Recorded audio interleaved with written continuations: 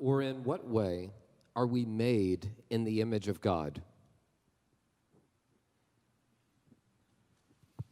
Well, pardon? You just answered that in a sermon recently. Yeah, what did I say?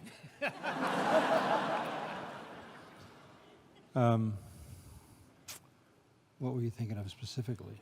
You can tell me. Well, you had 3 key words that define that. And, no, you got it. Do you remember them? I'm trying to remember back to that sermon. It was phenomenal. It was 3 weeks ago. Pretty sad.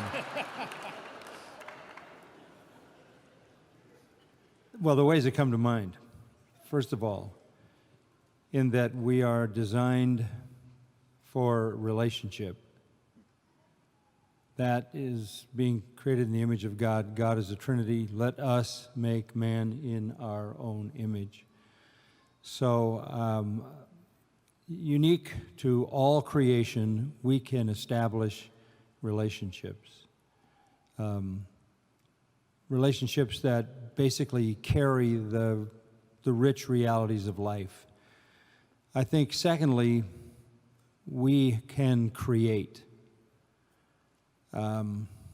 Animals do what they do by instinct, but they have no creative powers. But when you look at the human realm, the gap between whatever the highest form of animal is and what man is this massive, massive gap in which there's nothing created.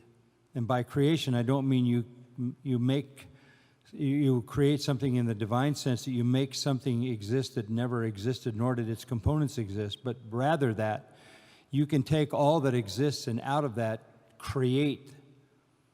That it's not just a matter of instinctively reproducing the same exact behaviors in the same exact environments.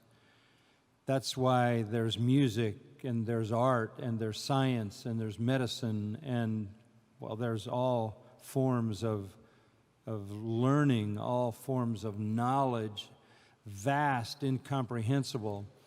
I was talking to a girl last Sunday who is a mathematician with a PhD in math, and she was talking to me in a language I did not understand, and not in the least did I understand. I didn't even know the vocabulary.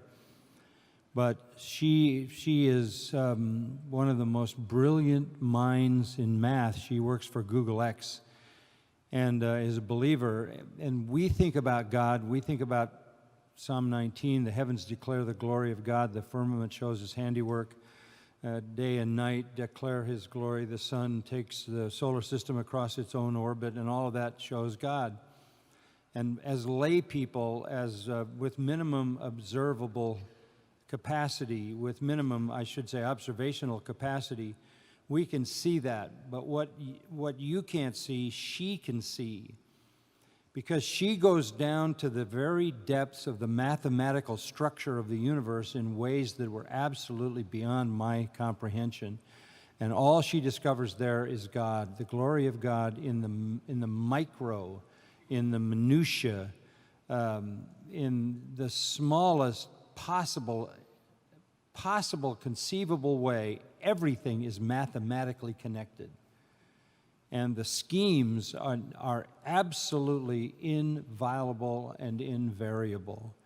And so she sees the order of God at a depth that I don't see it. But that's because she is given by God the creative powers, along with intellectual powers, to plumb the depths of things that non-humans could never, ever plunge to. So those are the two things that come to mind when I think about created in the image of God. And the other thing that I would emphasize is that we are eternal. We live forever.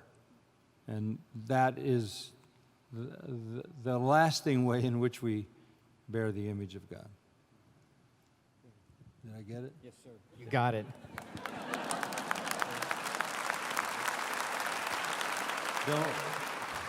Don't mind us. We spend a lot of time kidding each other. So.